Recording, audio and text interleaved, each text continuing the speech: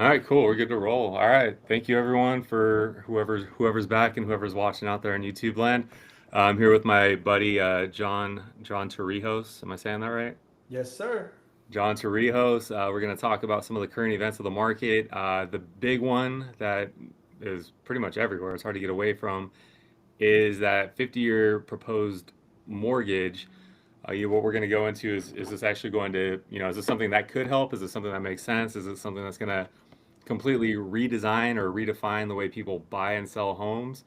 And what is that going to mean for, equity, for the way the market grows? And is that a better thing for buyers and also sellers as well? Before we go into that, John, you want to go into a little bit about yourself? How long you've been doing this? What's your background, and anything fun and interesting that you're seeing? Yeah, for sure, Justin. So first, thanks for having me on today. I look forward to doing this. I'm a mortgage advisor. Been doing this for about 25 years. So kind of seen a lot of things happen in the last 25 years. But that's pretty much what I do. Love working with buyers and just helping to educate and advise them. Um, something fun, man. Love to go to the gym. Love to go out there and cycle and I haven't done it in a while, but that's the type of stuff I like to do. We're at the beach right now, so love hanging out at the beach, and that's always cool. Not a Nice. bad Yeah, you have time that being in November. a condo or something out San there, right? Clemente. Yeah, we're That's in San awesome. Clemente, and dude, the weather was about 80 degrees today, mid-November. So how could you complain about that? Yeah, I hear that. So, yeah, I guess we could just jump right into it. There it is. Big news in the market. Proposed 50-year mortgages as opposed to a 15, 20, or 30-year. Do you think that's something that could actually, help potential buyers? Do you think this is a good thing? Maybe a nothing burger, or is it a bad thing? I, it's funny that you say nothing burger because I think that's probably going to be more of anything. There's a lot of talk about it right now.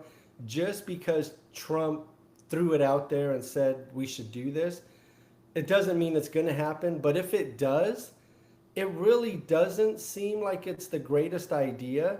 But at the end of the day, I think we have to look at it from a borrower's perspective, right?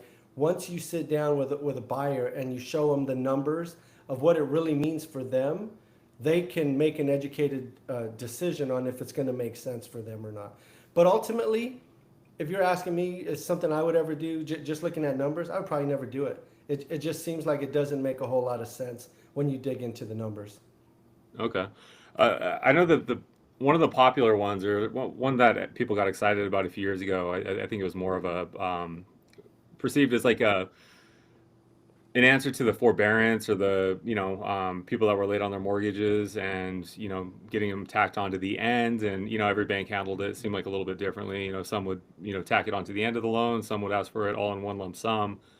So the issue, or the solution, was that 40-year, the Yep. proposed 40-year loan. And that wasn't a refi, right? That was just more of a, here you can Those were re- modifications. So modification. so Okay. what Yeah, they were modifications. What they were doing was, you know, and I've seen some of these. Some people were 30, 40, $50,000 behind on their mortgage payments. So they tack that onto the end and just extend their loan to a 40-year term solely to keep the payment a little bit lower. And they weren't hitting them for that portion. Let's say it was $50,000. It's tacked on at the end, kind of like a balloon payment. So you're not even paying on that um, in a lot of those instances. You're paying on the. So tacked on at the end like a balloon payment. Yeah. It's that alleged 30, 40, $50,000 would be one lump sum at the end. Yeah, so let's say you finish paying off your mortgage, Yeah. you're still going to have 30 or 40 or 50,000, whatever that number is, left over. The reality is most people aren't going to keep that loan for 40 years, right? A lot of them are going to refinance or sell or do something else with that property. But that's how a lot of them were originally modified to. And they're not gaining any interest. They're 0% interest. They're not doing anything on those. They're just sitting there until you pay off the rest of your house. Okay, so it's kind of like, I mean, in a sense, kind of like a Cali FA, where it's just like this, like, kind of silent Yep. second, waiting for you to, refi, Yep. sell, or pay it off. And Yep. Just sitting there. Okay. And the good thing is, the majority of all the ones I've seen, they're not collecting any interest. If you owed 50, you'll still owe 50 in 30 years from now. Okay. And then this was on the 40 year. Did you see a lot of people, end up doing that or take advantage of that? Yeah, we still see a lot of people. I actually have a client right now. He did it back in 22. He modified his mortgage in 2022, and once we got all his modification paperwork, it was extended to a 40-year loan.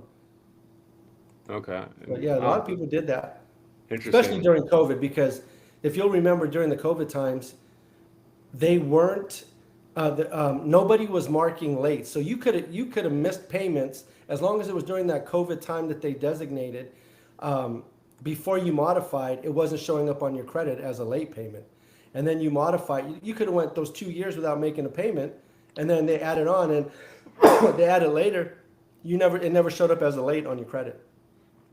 Yeah. So you could have, yeah, I guess seems like it was a long time ago, but I didn't realize people were going 2 years without making payments, but Yeah. they weren't foreclosing. They weren't really enforcing anything during that time. Nope, they weren't doing anything, and they were freely giving it to anybody without any reason at all. They weren't saying, "Hey, if you're not working" or anything. They were just freely giving that to most people just by asking for it. Yeah. And I have a buddy, he actually works in what do you call it, foreclosure side for one of the big Yep. banks. I'm trying to get him on here, but he gets nervous. But I mean, some of the stories he tells me are just like, dude, come on, get out here. Like, people need to hear this stuff. He was Yeah. telling me one where a lady, she didn't make any payments from like 2010 and it slipped between the cracks. This is, obviously pre-COVID, but the bank Yeah. just, they didn't catch it for like 15 years. Yeah. I I talked to a guy 2 weeks ago. He's a real estate agent. Talked to him 2 weeks ago at a meeting I was at, and he said he met a lady. She hadn't made her payment, I want to say it was 3, 4 years, and now the bank is finally foreclosing on her. Holy And cow. she wants to keep her house, but she's well over $150,000 behind on mortgage payments, and she has equity. Yeah. But there's no way, I don't think, in this situation the bank's going to allow her to keep the house at this point. But it Yeah, took yeah, that long, to that's wild. One of yeah, the when I got in the business in 2015, one of the first deals I did, a lady, she had bought the house, it was like 3 or 4 years before, and she came in with like a pretty good down payment. It was like 10% down. Never made a payment for 4 years. wow, So like the bank kept calling, trying to start the foreclosure process, and she knew the game, so she would get an extension, extension, extension. yep, By the time she got in touch with me, they were just like, okay, you're out of runway. She yeah, never made a payment. She ended up making like 150 grand on the house yeah, crazy, right? after she sold. Yeah, I had way back in 2004, 5, and 6. I did have a client. I helped him buy his house. Then the crash hit. He went about 6 years without making a payment, and ended up selling it. And I mean, the dude has, he's rebuilt everything since then. But Yeah. yeah, they were going a long time without it. But that's That's interesting that you wild. say that she made money and never made a payment. Dude, literally, yeah. And we didn't even sell it at market value. Like Yeah, it was one of the more I'll send you the link to it later.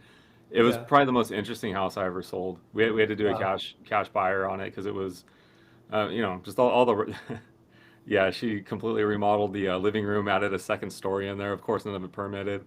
It was Man, yeah, it looked like a house out of Game of Thrones. that's Um, funny. That's super nuts. super cool, but very very not cookie cutter. Yeah, Oh yeah, so I mean, going back to the 50-year thing, yeah, with the 40-year modification, most people were only saving like maybe a couple $100 a month, right? yeah. And well, the thing you have to remember too is that there was a portion of the balance that they were putting for, like, so let's say you had a loan of 300,000, but you were negative, I don't know, 50,000.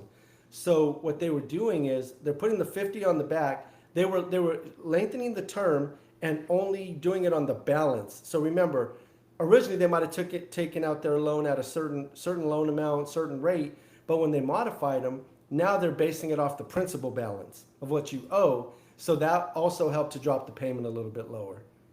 Okay. Yeah. And so my kind of bias with the 50-year thing is on the 40, when it was 40, I didn't see it really moving the needle too much for people. Right. as far as like, okay, it's worth it to do it. I mean, I guess there's extreme Nope. situations where it does make sense. So what I'm looking at with the 50 year, I'm obviously not the numbers guy, and I've kind of gone into the numbers a little bit just to see, Right. okay, is this something that could work? It doesn't look like you'd really save much. No. So let me tell you about that. And I actually did some numbers on that. So I'll be looking away a little bit just because I have it right Yeah. here. But let's say I did a comparison of a $600,000 purchase with 5% down. So that's a $570,000 loan amount. Okay. So side by side, 30 and a 50 year. On a 30 year, and I just use 6.5% interest rate for the 30 year. Because Okay. remember, a 50 year is not going to have the same interest rate. It's going to be higher. That was going to be my So next. since we don't have it, we don't know what it's going to look like. Yeah. So I'm just assuming it's going to be 1 point higher. Okay. So for the sake of this, let's look at a 30 year at a 6.5% interest. We're just going to go principal and interest, no taxes and shit. That payment's about 3602. Let's call it 3603. Okay.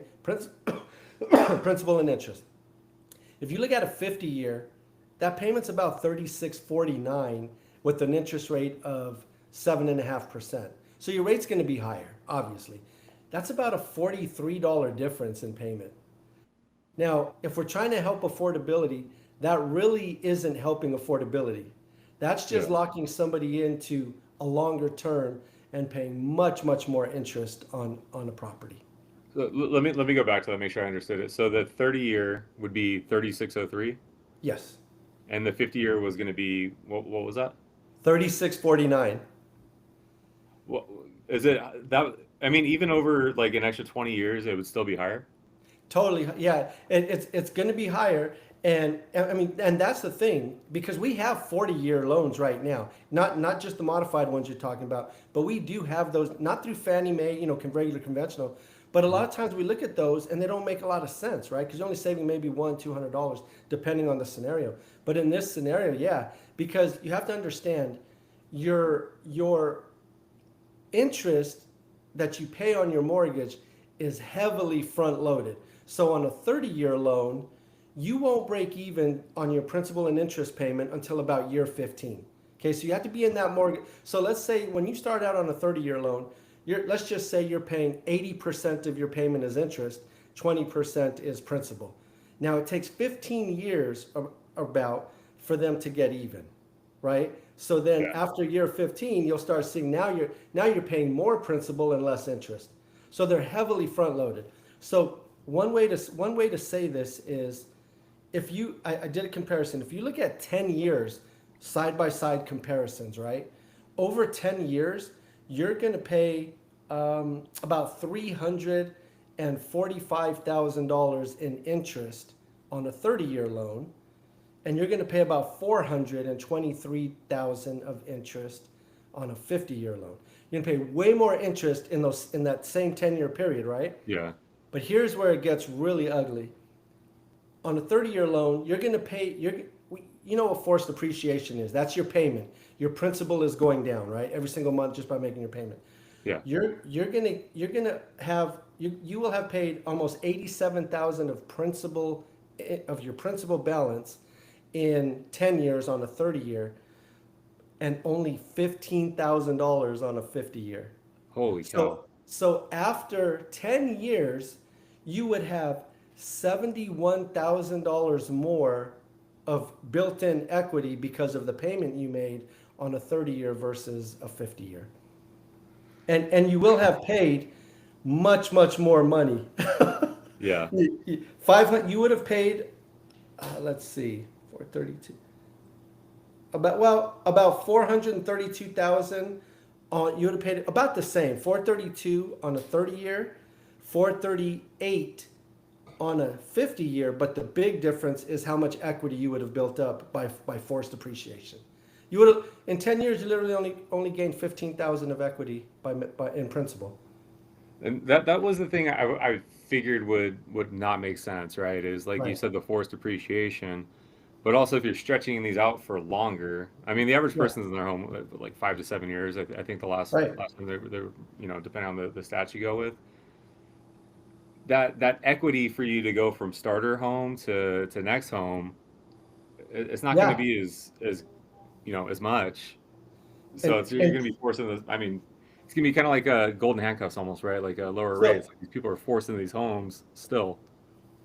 let's put it in perspective. Let's say 10 years down the road, let's just say everything being equal, your home appreciated $100,000, just to use simple numbers. So the guy that did a 30-year loan, he's going to have 170,000 of equity versus the guy that did a 50-year loan, he's going to have 115,000 of equity. It was the first guy. The 30-year was 130. So no, on a 30-year loan, Yeah. if let's say the home appreciated $100,000 over 10 years. So Okay. you take those 100,000 in equity Yeah. plus the additional $71,000 that you've paid down. So Hmm. you're going to have 171,000 of equity in your property on a 30-year Okay. versus 115 on a 50-year. Yeah. If you're And looking at the so same 100,000 appreciation and the yeah. 15 that you've paid down. So about 60,000 more, which It's a is huge about difference. yeah. Yeah. I mean 60,000 in buying power is that's a huge difference. That's Yeah. that fourth bedroom plus living room versus not Yeah. having it. It's a huge deal. You know, Yeah. and I think the key to this, like I said earlier, is when if this ever comes to be, when you're sitting down with a client, it's just about explaining and showing the numbers side by side. Having the numbers laid out in the different options and just let them make the best decision for themselves. Yeah. So okay, I mean we've kind of talked about like why it wouldn't be good. Where's like the pros with this? Like where's the win for the consumer? That's a great question, man, because when you're looking at the numbers and you're looking at the amount of payment that they're going to be paying potentially, Yeah. I was really trying to be objective and have an open mind on this. I really don't see the win on a 50-year loan at this not at this point. I think you would have to see the rates a little closer together. Like right now, we're estimating about 1 point higher. If the rate was 3/8 or a 0.5% higher, it might make a little bit more difference. But again, we don't even know where that's going to be. But if you go from a 15 to a 30-year right now, the spread is about 3/4 to 1% from a fifth in rate. Yeah. So if you just take that same mentality and say it's going to be 1% higher on a 50-year, which we don't even know if that's going to happen, but I think it could potentially make more sense if the spread wasn't so far. And might and take and also let's say for that person that's thinking, hey, I do need it. If the rate was lower, closer to a 30-year, and they just wanted to get into the home, have the lowest payment possible, but they have to have a plan in mind, right? What's their next move? Yeah. Are they only going to be here a short time? Are they expecting a raise or something on their pay coming up in the next year, 2, 3, 4 years, that maybe they could get out of that and get into a different loan? So everybody's situation is going to be different. But right now, I don't see a win. Okay. And I mean, with it being a 50 year, would they still stick to like FHA guidelines and do 3.5% down, or do you think they'd have to roll out something where it's like 1% down, or maybe this is like just kind of brainstorming here. Is something to make it more affordable for people to get in because there's got to be a win somewhere. So maybe it could be like a no down payment type thing, and you do your 50 years. Well, here's the thing. If so, remember, this is only talking about Fannie Mae conventional loans. Hmm. Okay, so right now Fannie Mae does have a 3% down, right? There are some programs that will allow zero down. Those are specialized programs through specialized banks. Yeah. But as it is now, everything else being equal, if it's a conforming loan under the $819,000 loan, let's say this rolled out next week, it would probably still be available with a 3% down or a 5% down conventional type of a loan. Because your 15-year is, your 20-year is, your 25, your 30, they all have that option of coming in with that down payment. So it would be safe to assume that a 50-year would also do the same. Okay. Yeah, it's just that I mean, like when you break down the numbers, the way we were just talking about with rates being about 1% higher, which should be expected, and the Right. payments, not being any different. It's just got to find out like, okay, what's the point of it? Like, is it just, chatter in the news just to kind of get people Yep. like talking about something or getting excited about something, or is there actually some merit to like how this can, work out better for the marketplace? I think you hit the nail on the head, man. I think it's chatter in the news because I think when you put this kind of stuff out there, it excites people, right? Especially Mhm. the consumer who doesn't really know the difference of what the payments are going to look like. Right now it might sound all great. Hey, that's great. The payments are going to be cheaper. The real challenge right now is not so much the term of loans, but the affordability of the loans, right? It's where house prices are and it's where interest rates are. That's more the challenge. I think a bigger challenge is you have so many. I just saw a stat recently. I want to say it's like 70% of people have mortgages between 2 and 6%. Okay, their Yeah. interest rate, right? And until some of those homes start getting unlocked and people with the 2 and 3% interest rates start selling their homes, I don't really think we're going to see a lot of depreciation on homes until you get a lot more inventory. I mean Yeah. that's my opinion, but I think that's the bigger challenge than adding a 50-year loan. Okay. I get what you're saying. Because I mean, inventory's up, right? Yep. Like that's what the news, whoever is beating on right now, that inventory's going up. We're in this buyer's market where I Mhm. disagree. Inventory is up, but this isn't a buyer's market, and the way I look at it. But I still have those conversations with people where they don't like their house, but they're in this 2 to 3% rate. They don't want to give it up, and it doesn't make sense. When you have a 2 to 3% rate on something you bought at 500,000 to go get a 6% rate at 600,000, your payments probably more than doubling at that point. Yeah, and you're not really upgrading, from a 500,000 to a 600,000, right? I mean, let's be real. Right. Depending where you're at, you're probably not getting a huge upgrade in home in these times. When they talk about inventory, so I was talking to one of my buddies the other day, and I'll use the city of Moreno Valley because Moreno Valley used to be really, really affordable, right? Yeah. And I mean, it could still be considered one of the affordable areas around. He told me the other day, I think there was 247 homes for sale, 247, somewhere in that range. That sounds about right. I remember back in 2000, let's call it 2008, after the crash. At any given time, there was about 1,200 to 1,700 homes for sale, Holy cow. just in the city of Moreno Valley. And I Yeah. use that because I remember that vividly during that time, right? Yeah. And I think every other neighborhood was like that, just because of what was going on in the real estate market. So, not saying we need that much inventory because that's too much inventory. Yeah, that Right. that's 100% a buyer's market, like an extreme buyer's market at that point. Yeah, and to the point where, if going through that, there wasn't even enough buyers for those homes at that time. No. Although it was a buyer's market, that was part of housing had collapsed so far that you didn't have enough buyers for all of those homes. There was so many short sales, so many foreclosures. I'm not saying we're going in that direction in any way, shape, or form, but I am saying that with 250 homes on the market in a city that at one point was 12, 1,500 homes, I think there has to be a middle point in there, Mhm. right? Even if you had 500 homes for sale, that would make a difference, right? Yeah. In one city. So, Well, to nerd out a little bit, like I've been doing this since about 2015. right. One of the things I did to really study the market and learn the market when I got in is I would go through the MLS, a couple times a week, and write down, pendings, active solds, whatever. And from about 2015 to about 2019, it was always between about like we'll call it 210 and 270. Okay. Just Really? for, yeah. Okay. During COVID, it dropped. I think the worst I saw was 60. Yep. 60. Right now, we're at about 250. That's why I say we're not in a buyer's market. Nope. We're in a pretty balanced, healthy market right now. It's I mean this the way this market is reminds me exactly of 2018, 2019. Homes are sitting a little bit longer. At about week 2, 3 on some of the homes, you're starting to get offers.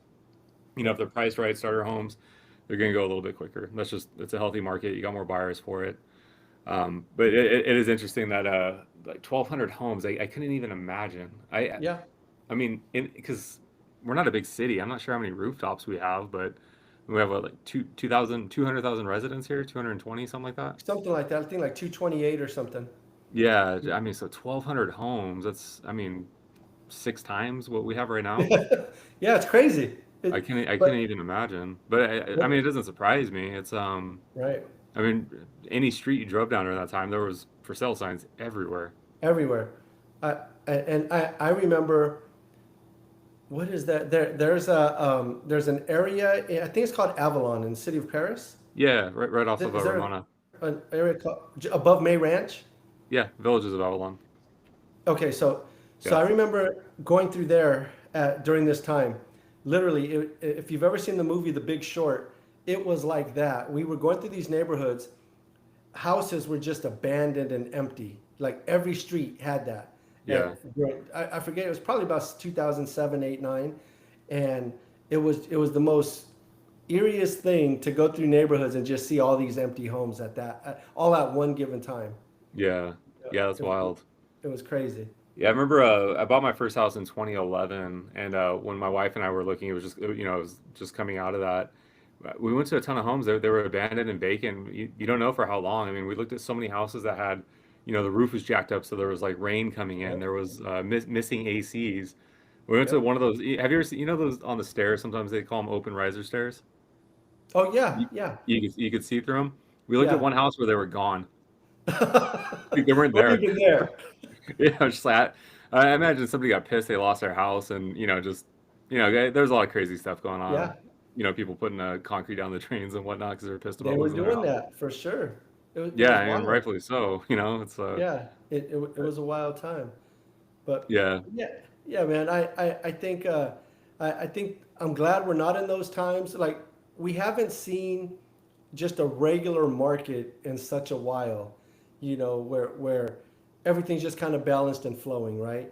And hmm and even right now in this market, a lot of buyers, and I talk to a lot of real estate agents, and as I know you do as well, a lot of the real estate agents that I'm talking to that are saying buyers are having a hard time pulling the trigger. Well, part of it is a lot of buyers are hesitant right now because they're looking for that more perfect house. There's no urgency right now to get into the home like there was during COVID, right? When you show up and there's already a line of 50 people waiting to get in.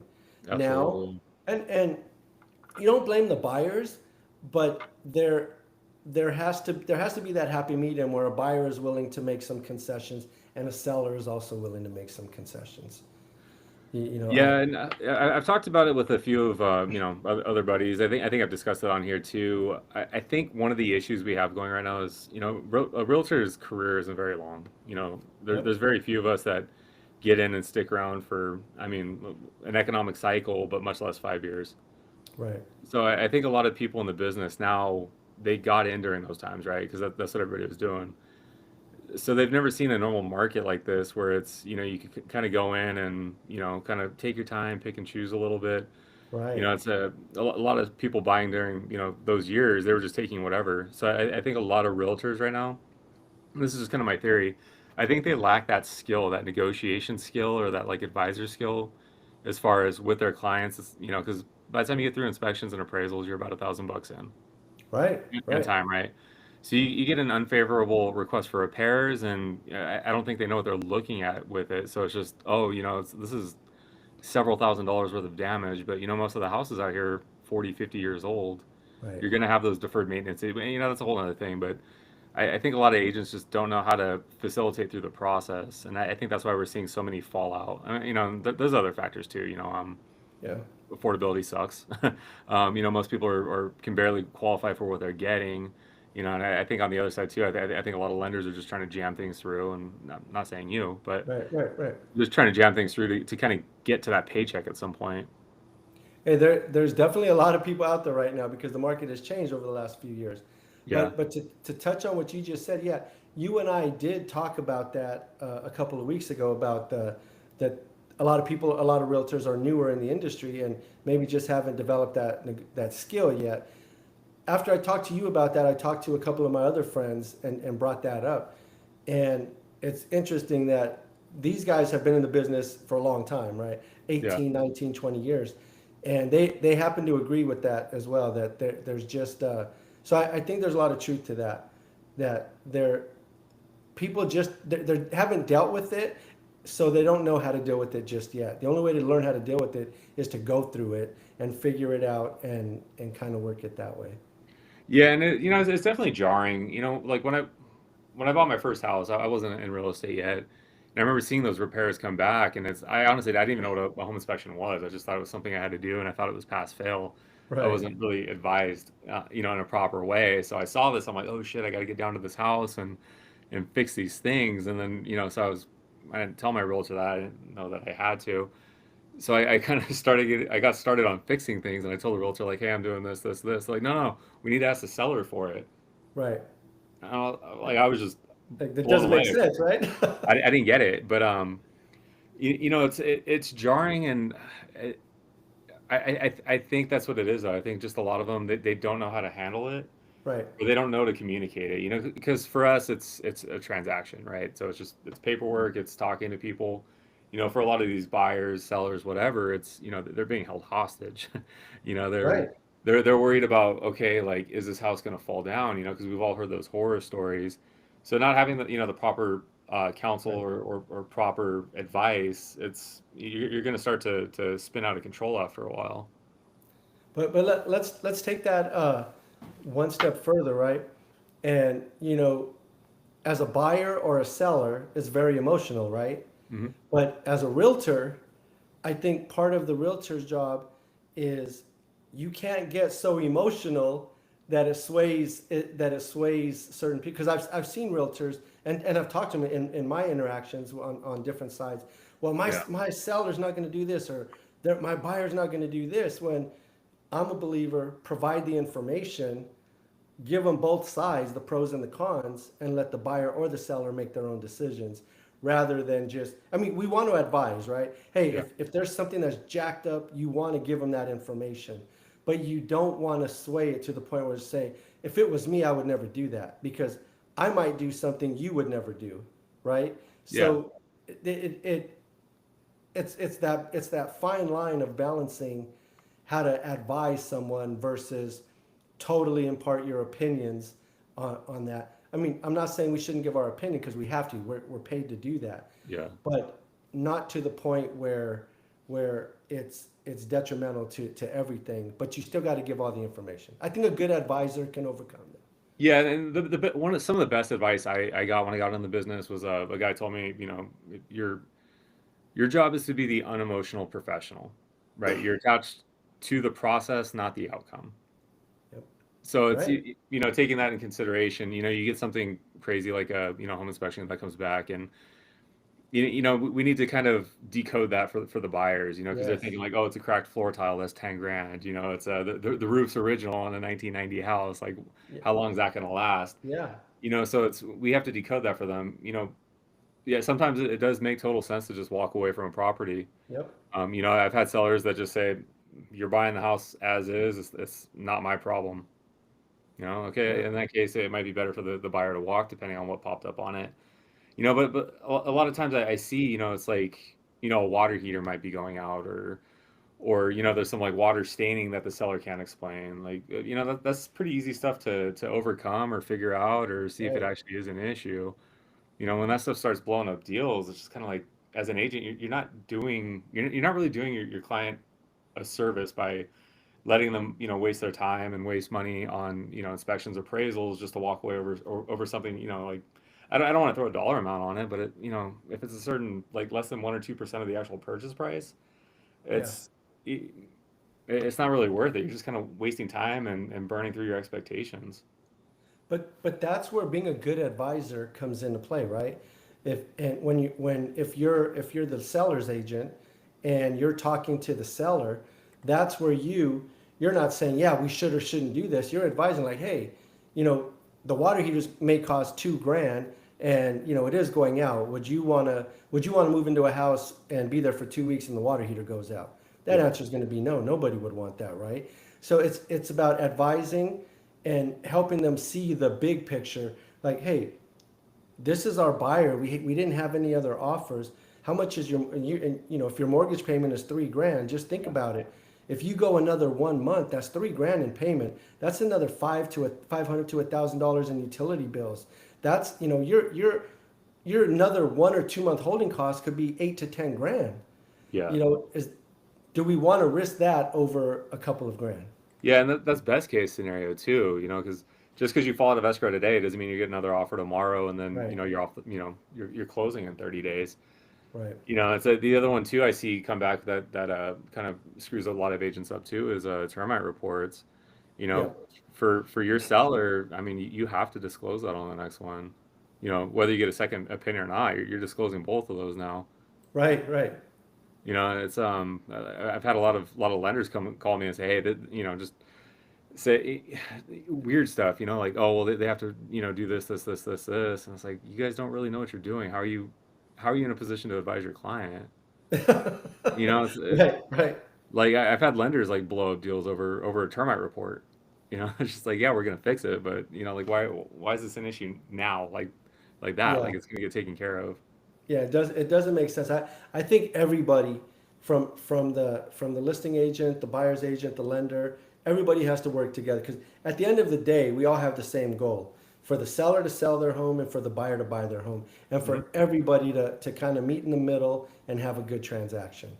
It's not 100% about the money that people are going to make. It's about each person walking away from that transaction feeling like, hey, the seller feels like they had a good deal, the buyer had a good deal, the two agents felt like, hey, we've connected. I mean, there's a lot more there than just making a paycheck. Oh, absolutely. Because if you're trying to panic sell somebody, that's you're attached to that forever. It's Yeah. I mean, all the good agents I know, we run our business off reputation. Yep. Provide that stellar service, and seller or buyer like us enough to refer us out or use us again the next time. That's how you make a Right. career out of this. But yeah, you're 100% right on that. This buyer wants to buy, seller wants to sell. We're gonna land somewhere in the middle. Yep. As long as everybody's happy, it's a win-win. That's the best way you can go about it. It's a it's always cool, but when you get one person that's crazy, sometimes you'll get there's four of us, and I mean, there's a ton of us, but I boil it down to four: listing agent, buyer agent, buyer, seller. Yeah. You know, when all four are running smooth, those are the best deals, right? Those are the best Absolutely. transactions. But every now and then you get one, they're nuts, Yep. and Yep. it can throw things out of whack pretty quick. I'll tell you, man, from the lending side, been doing this for 25 years. I've seen people on the other side, whether it's the listing agent or a buyer's agent that I've never worked with before, flip out on things. And it's crazy because we're in real estate. You sell homes, I sell money, right? I'm a Yeah, mortgage guy, and there's always a solution to a problem. It's just a matter of how are we going to get there. So, but yeah. you're absolutely right. There have been some crazies in this that Uh, I've worked with over the years as well. yeah, a crazy got me into the business. So I know what to look out for usually. But yeah, Yeah, it's for I sure. mean, not unemotional professional. That's just the way I've always, I preach it. I approach it is makes your life easier. If you're just tied to, getting this commission check out of this person, or getting this deal under your belt, Yeah. you're setting yourself up for a very stressful ride.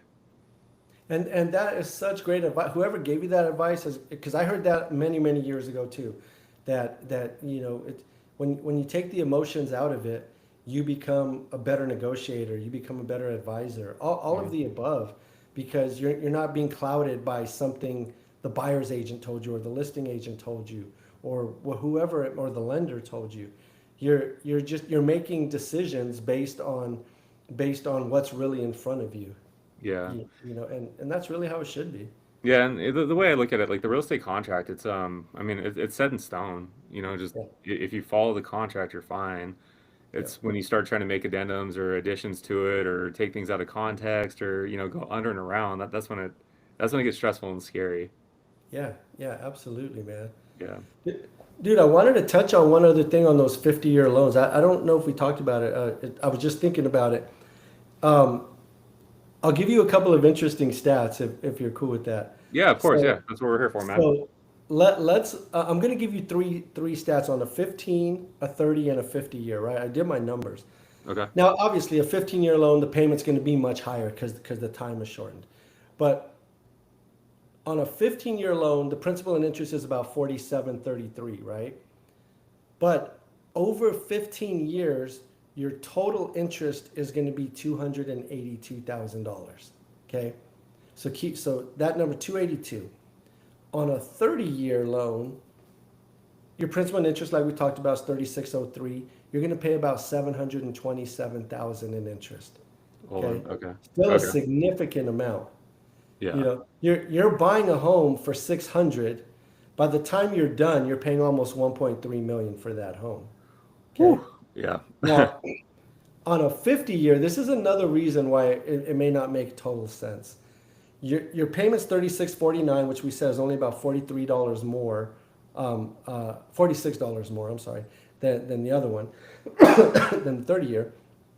You're paying You're paying $1.62 million in interest if you were to keep that. So your $600,000 home total costs you almost $2.2 million All over right. 50 years.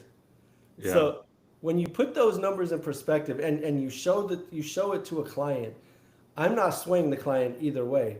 I think the numbers will speak for themselves. Yeah, I mean, based on what we're talking about, there's no reason to do it. But I'm gonna bring it back to the payment real quick, and Yeah, 2.2 for a $600,000 house. If you're renting during that time, yeah, that rent never goes away. never. No, it's And it goes up. yeah, interest rate on rent is 100%, Yeah, and also that $3,600 payment, 20 years later is probably gonna be 5,500, or yeah. whatever. But so okay, yeah, I just kind of wanted to put things in perspective on the home ownership side because I'm a Yeah, realtor. you're still better off owning than Mhm. you are renting. You Yeah, know, in the long run, 100%. yeah, Because, I mean, and really, like you said, the internet was blowing up with the 50-year loan. Everybody's putting their opinions out there, yeah. and it really is just a talking point. This may be something that never even comes to be. You know, it's Yeah, I mean, based on like what you're saying, kind of like I don't really see the point of it. yeah. Like even if like say even interest rates stay the same on it, like you could, you know, six and a half, 30 years, six and a half, 50 years. What is the payment difference on that? It can't be more than like $100, $200. You said the difference on what? Okay, The so let's say $600,000 house yeah, at 30 years at a 6.5% rate versus exact same thing, just put it at 50 years. at 6.5. Yeah, yeah. Say the rate stays the same on it, just to I actually did that, but I don't have it. I don't have it up in front of me. I could tell you real quick if you give me 1 second, Yeah, yeah. We got time. because I did that, and so we want to say what does a $600,000 home look like over 50 years at the same rate? Yeah. Okay, let's check it out real quick. Let's see, 600. I'm gonna say 5%. 6.5. So we'll do, oops, I didn't do the correct thing there. Let's do 50. All right, let's see. All right, so let's check this out. So principal and interest on a 50-year, same interest rate would be 32.13. Okay. So 36, so it's about $400. 386. So that would assume the same rate, right? See, when you do that, that could make sense in the short term still. Yeah. But when I did those numbers earlier, it amounted to paying, not even though it was 50 years, it wasn't a crazy significant amount more in interest over those 50 years because the rate was the same. Yeah. So So that could when make you, sense, but I mean, like, why would they, whoever they are, put something out there like that or back that? right. And it wouldn't be. I mean, there's just no way that loan would be the same interest rate. One of the other things that could help affordability is, and without going too deep in this, Hmm. they're called loan level price adjustments, right? If you have a certain credit score, if you're putting a certain amount down, there's add-ons to the price of your interest rate, to the cost of your interest rate. And over the years, they've added these pricing adjustments in that has made it so much more costly for people to. Interest rates should not be what it is at 6.5. Interest rates could probably be 6 or 5.75 if we didn't have these loan level price adjustments, right? Okay. So that's one thing that actually the government can do to, like, if they wanted to immediately lower rates, if they got rid of some of these pricing adjustments next week, that would immediately lower interest rates. Yeah. The It- market rates right now are closer to about 6, right? Or are we back at about 6.5? we're in the range of about 6.375 on conventional with the 760.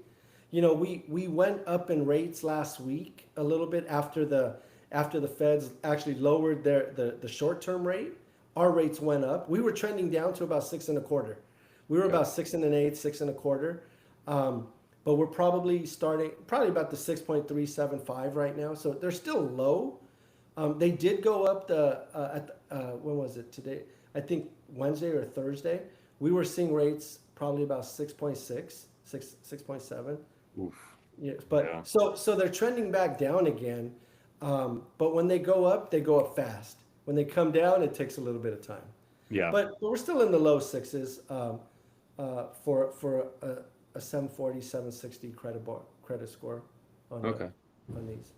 Random conversation I've had like literally a few times in the last few weeks, just from people reaching out in open houses, is there's like chatter going around about like rates coming down to 4%? Because I've heard like three different people like randomly say, oh, we're waiting for them to hit 4%. So they're getting it from somewhere because I did get hit up by a couple of my clients that were looking to refi their property, and they said that they heard rates were 4%. And I can tell you, we don't even have 4% on our rate sheet on a 30-year fixed rate. Yeah. Like, and if we did, it would be 7, 8, 9 points, percent to get that. There's no talk of that I've heard from any of the circles that I'm in of Yeah. 4% mortgage rates on a conventional loan. Okay. Yeah. Me neither. I mean, the last I've really seen is like they're hopeful that we could get under 6% by the end of the year. Right, right. So it's like Which I don't know the four. Maybe people are getting confused with the some of the new build promos. it could be because, as you know, some of these are 3.99. Some of the builders, right? And then that's their 30-year fix. But you know, like we talked about before, they're paying for that upfront. They're buying blocks of that and selling that to their client, using that for their clients. We don't have that luxury. Yeah, yeah, no, it's they're getting aggressive with it. I think I told you I seen one. I actually put a video up of it a couple. I think it was last week. They're doing a 2-1 buy down. They're at a 3.99, and then they're doing the 1.9, then the 2.9, Yep. Why the wouldn't you 3. do that? Dude, Yeah. if I was just starting out in the market, yeah, it's to me it's a no-brainer. Even if you don't like the house, Yeah, it's like if you're buying, I mean, why not, man? yeah, We what we are seeing coming back because they weren't priced the best for a number of years. Now you're seeing the spread on adjustable rate mortgages better, where like if let's just say conventional rates were 6.5%, and you yeah, want to do a 5-year adjustable rate mortgage, the rate might be 6.3%, or there wasn't a big spread, right? But now you're starting to see that some of the lenders are having an appetite for that product again, meaning they're willing to put it out there and have these lower rates. So I think I might have told you this. I had a client that we did a 7-year ARM. We closed him about a month and a half ago, and his 7-year ARM was 5.375. So when at that time the rate was about 6.25, 6.375, maybe six, yeah. maybe 6.5. So we were So able this to get this him is to just within the last like 2 5.375. years then? What's that? This is just within the last 2 years? Actually, adjustable rates have gotten a lot better this year. Yeah, I've Just, seen a lot of new builds offering them too. yeah, just this year, even the FHA and the VA adjustables. And the thing is, they're safe adjustables now. It's not like back in '04, 5, and 6 when you had an adjustable that would number one was interest only, and number two would adjust to a fully amortized payment and go up 5% in 2 years. Yeah, Yeah, yeah, no, there's that's there's scary. there's safety stops for that now. That's just not happening. Yeah, I've noticed that, and I think it makes sense. I mean, like I was saying before, I think the average person's in their house about 5 to 7 years. Yep. So if rates are because what's an arm right now? Like say a 5 or a 7 year arm. So if we were looking at that today, you'd probably be low to mid fives on an arm on a Okay. conventional loan. Yeah, so And if you're buying a starter home right now, like yeah, you're just starting out, or you're getting a 2 bedroom, 3 bath, like you're probably not going to be in that house for more than 5 years. right. You're like the one I the one I did recently. It was a 7 year arm. It saved the guy about $400 a month, and his particular scenario was he makes really good money. He's a young guy, he's 29 years old, and he was expecting to continue to get raises because he's still young in his position at his job, Yeah. and he was looking at making more money in the next few years, and not only that, you have for his scenario, you have 7 years to watch the market, to see what the market does. And even when it does go up on his, the max it could go up is 2%, but it doesn't mean it would go up 2% on the first adjustment, right? It Yeah. would go up based on where the market is. Yeah, and So that's kind of how they go. It's yeah, not if the market's at 7, they're not going to go up to 8, right? right, exactly. That it's not going to. So I think it just puts them in a good, comfortable position in the short term, with the as long as you have a good exit strategy of what you're going to do and what the market's looking like in 5 years. I mean, Yeah. that's a long time to decide. Yeah, or if you're just clear on like what your actual goals are. I Yeah. mean, because even okay, say with an adjustable rate, you buy like my advice before, the starter home, because you're probably not going to be in there forever. Even if you refinanced it and 4 or 5 years, kept it as a rental, and went and kind of bought the Yep. same thing, that's that's Yeah. uh that's the right way to do it. One other thing, like what I advise people, like for this, I'll use this guy that we just did. He was saving about four. It was between four and 500. I don't remember the exact number. Let's say four, and he could afford the extra payment. It wasn't that he didn't qualify. He qualified. Yeah, So I said, here's something that would really help you. If you take that $400, make the same payment you would be on, if you didn't do an adjustable rate, pay it. And now you're going to have that much more principal being paid down on your mortgage. Your mortgage could be, you'll probably shave off at least 7 years on your mortgage. And then when you are ready to refinance, you're going to have that much more. He put 10% down. So when you're ready to refinance, you're going to have much more equity in your property. You might be able to get rid of the PMI. And actually, I'm sorry, we bought out his PMI too, so he didn't even have PMI. But under somebody else, you could have much more equity in there if you pay the extra to the mortgage, or put that money, increase your 401k, or put it in an investment account. But don't go out and buy a car or buy furniture on credit, or do something smart with that savings. yeah, That's the best advice I can give somebody. yeah. That's smart, and that's what I mean. Because if you could shave money off your mortgage, like or shave time, like that's Yeah, huge. yeah, it is huge. So on like a 15 year, because I don't even see anybody talk about those anymore. A 15 year mortgage. What are the rates on those right now? Well, so that's the thing on the same scenario that I was talking to you about, with a 15 year. I priced one out today. It was about 5.75%. So it's about three quarters less than the conventional pricing for the same scenario.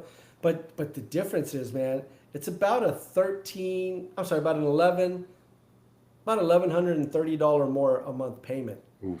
That's where the challenge is for somebody who's buying, right. If you're talking affordability is tough, Yeah. getting into a 15-year mortgage, the affordability is even worse. Yeah. Okay. Yeah. And 1,100 that's massive. yeah, and I mean, it's great if you can do it, but it's a very difficult it's very difficult for somebody to do that. Now, I did have a client a couple of years ago. We helped him buy, I forget, 4, 5, 6 years ago, and probably about 3 years ago, he went from a 30 to a 15. The dude he already had a good payment, but we got him into a 15, and I talked to him probably about 6 months ago, and you could just see when you're on that 15, man, you're paying that thing down so quick. And for him, it made a lot of sense to refi into a 15. And that may be an option for some people who have been paying for a certain amount of time already. That could be a good option for somebody like that. But we're not seeing a lot of buyers use a 15-year, not in this market. Yeah, I haven't even heard of anyone doing one in a while. Yeah, It's it's not even a pretty pricey. conversation that buyers bring up with me. Like, a couple years ago, it was, yeah, of course, like, let's look at 15 versus 30 and see what makes sense. Yeah. But I haven't had that conversation, and it's been a while. I'll tell you, me personally, I refinanced my home back in 2012 on a 15-year loan. And at that time, and this was 2012, and so we're 13 years in, and my rate's 2.75. Now, people probably don't even remember back in the 2012-13 range rate, you could have got a 15-year in the twos. So Yeah. I have a rate of 2.75. On that one, I owe about 12 to 13,000 on left on that mortgage. So there was 2 years left. I had a plan to pay it off, but we got sidetracked a few years ago. I got a little bit sick, so otherwise it probably would have been paid off by now. Oh, that's wild. That's crazy. Yeah. But Can't dude, I even mean, imagine. 2.75 on a 15-year loan, and and it's almost gone. Yeah, that's cool. That's smart on your end. Yeah. So cool. Yeah, I think that kind of takes us through it. A lot of what I do on this page is a lot of Moreno Valley stuff. You got any tips or anywhere in Moreno Valley that you think is like kind of like a little secret spot or anywhere you like? So I will say what I like just because that's where I live. So I live in the Sunnymead Ranch area, right? I think I mean, if we bought out there in 1992, actually, been a long time, and it's just been a super quiet neighborhood for the most part, right? I would say that I haven't seen a lot of the new builds and all of the stuff that's popped up recently. I Yeah. just know that up in that area, it's been a pretty quiet, pretty safe, pretty nice area. I love that where I live, we have the mountain across the street. On the other side we have the lake and all of this. It's just a great area to be. I, That's I cool. think there's a lot of parts of Moreno Valley that are still pretty good though. Yeah, kind of a lot of hidden gems. I know when I talk to people from out of area, they always want to be north of the freeway. I'll show them Sunnymead Ranch, but I kind of take them to Moreno Valley Ranch is I think where Yep. people usually end up. It's just a little bit newer, or the new communities. Right. What about restaurants? Where do you like to eat? Where do you like to grab some food at? It's funny, man. My wife and I are pretty we're we're pretty set in our ways. So like we just had green onion the other night, right? Still some good Mexican food in Moreno Valley. Yeah, We'll occasionally go to BJ's. The restaurants in Moreno Valley, those are probably two of the main restaurants. Fast food, I mean, we're all about Jersey Mike's, Chipotle, and In and Out. But yeah. as far as restaurants, those are two that we like. I haven't been to Green Onion in a long time. I think this is the first time it's ever been brought up on this page, and I've been running it for about 2 years. Really? Yeah, Yeah, dude. shame on me. We literally just had that last week. I think on Friday. Friday, Yeah, I can't So remember last time I was there. I should go. I like usually when I go to that side of town, I go to Safe House. safe. Where is Safe House? I don't know if I've been there. It's a same kind of general area. It's that same what is it, The Canyon shopping Springs? center there? Yeah, Canyon Springs is it the Canyon Springs Plaza, Yeah, yeah. whatever it is. I think so. Yeah, it's further over. It's over by the trampoline park. It's like What kind of food is it? it's like kind of a gastro pub, I guess you'd call it. Oh, okay. I have to try that. I Basically, haven't been there. they're not brewers, but they just open like a tap house. So they Okay. got a ton of beer on tap. It's I know you like some good beer. Yeah. They have a lot of good beers on tap, and then there's just kind of like almost like brewery food. Oh, okay. Like Yeah, I haven't tried that. So Yeah, that's I usually think that's where right. me and the wife go when we go out. Yeah, that's cool. Yeah, it's funny, man. We get set in our ways, and we just do like we stay in our little circle of things we go Yeah. to. No, You I know? get it. Yeah, we're kind of the same way. Like we don't get out much, but we got the kids, so it's just always like we have to be somewhere, and we're like, oh, we should do like a little date night or something, and then Yeah, we end up just grabbing something and just eating at home because it's just yeah, I'm too tired to go out most of the time, or I don't yeah. want to I deal mean, with it. I'm getting there's a old. I lot of don't good want to deal with spots crowds. though. Yeah, There's definitely some good places for sure. yeah, You know. absolutely. So, okay, cool. I mean, if you don't have anything else, I guess we can wrap it up now. No, I think it's good, dude. Thanks for having me on. This was good. I like I like just talking about some random topics and just covering that. I think that's cool. Yeah, that's how I try and keep these. I don't want it to be like too structured or over the top, just because it's no, I like it to be good information and just kind of Right. flow free, and not be pitchy, just more Yeah. information. And like we had a completely different topic we were going to go on about or cover today, and I saw this. I was like, I need to get this on. Like, I need to get some information out there on this because I know there's going to be a lot of misinformation coming out in the next week. There's going to be a lot of this is the dumbest thing ever. This is the greatest thing ever. But kind of talking through with you right now. I think we both realize that there's not much to it.